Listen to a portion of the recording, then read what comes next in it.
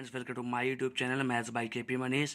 तो आज हम लोग अवकलन की इंट्रोडक्शन क्लास लेने वाले हैं। एक्चुअली हमारे कुछ स्टूडेंट्स, कुछ ऑनलाइन और कुछ ऑफलाइन स्टूडेंट्स ने ये कहा कि सर अवकलन पर एक इंट्रोडक्शन क्लास बना दीजिए जिसमें हमें उसकी इंपॉर्टेंस और उसके फार्मूले के बारे में बता दीजिए। तो मैंने कहा चलिए आपके लिए एक इंट्रोडक्शन क्लास बनाते हैं। ठीक है, तो आज हम लोग अवकलन की एक इंट्रोडक्शन क्लास स्टडी करेंगे जिसमें हम लोग देखेंगे कि अवकलन की इंपॉर्टेंस क्या होती है, इसके फार्मूले क्या होते हैं और कहाँ कौन कौन से टॉपिक हैं जो इस पर बेस्ड हैं।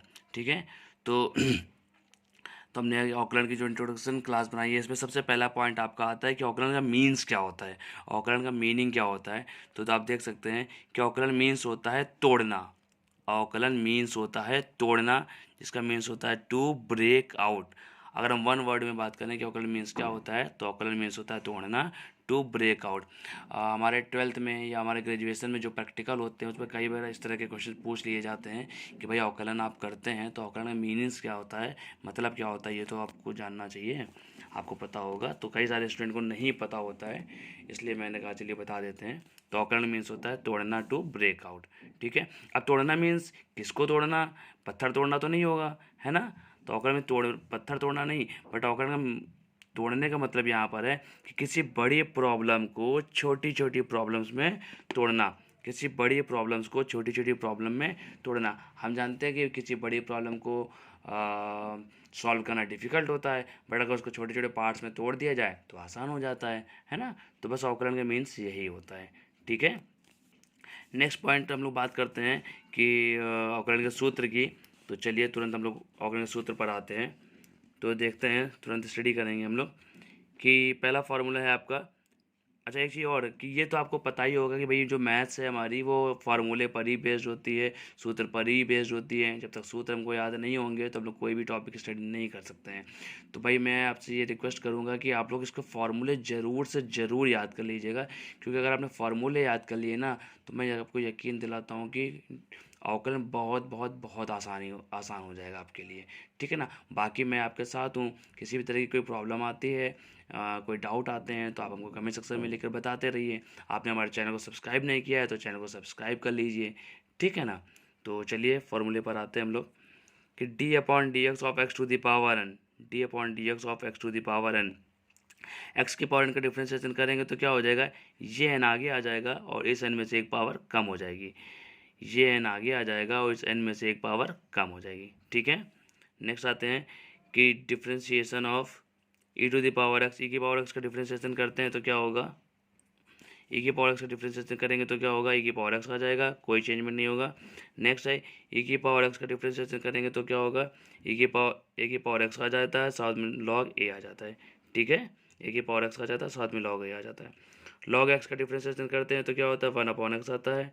लॉग एक्स का डिफ्रेंशिएशन 1 अपॉन एक्स।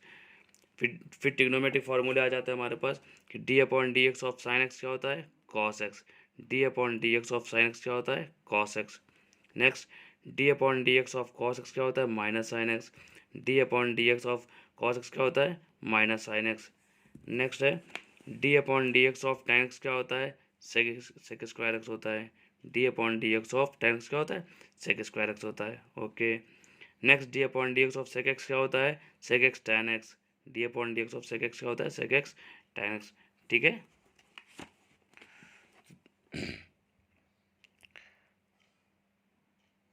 तो आप इसको रोक कर आप इसके स्क्रीनशॉट ले लीजिएगा। ठीक है ना, इन फार्मूलों के स्क्रीनशॉट ले लीजिएगा तो आपको थोड़ा आसानी हो जाएगी। चलिए कुछ और फार्मूले हैं वो भी हम स्टडी कर लेते हैं। देखिए, d upon d x of cot x क्या होता है, minus cosec square x. D upon d x cot of cot x क्या होता है, माइनस कॉसेक स्क्वायर एक्स। इसी तरह d upon d x of cosec x क्या होता है, minus cosec x cot x. D upon d x of cosec x क्या होता है, minus cosec x cot x. Okay, तो ये आपके बहुत कुछ इंपॉर्टेंट फार्मूले हैं। अच्छा, कुछ और वैल्यूज़ होती हैं, फार्मूले तो नहीं कहूँगा बट कुछ और वैल्यूज़ होती हैं जो आपको डिफ्रेंशिएशन करने में बहुत आसानी कराती हैं, हेल्प कराती हैं।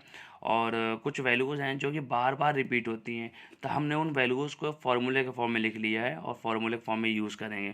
जैसे कि आप देख सकते हैं D upon d x of जो नियतांक है वो तो जीरो होता है, ये तुमको पता है। नहीं पता है तो हम जान लेते हैं कि डी अपॉन डी एक्स जो नियतांक होता है वो जीरो होता है। ओके, नेक्स्ट क्या है कि d upon d x of x.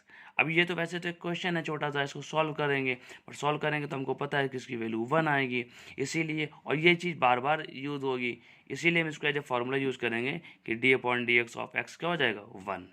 Next d upon d x of 1 upon x क्या होगा -1 upon x square. D upon d x of 1 upon x क्या होगा -1 अपॉन एक्स स्क्वायर।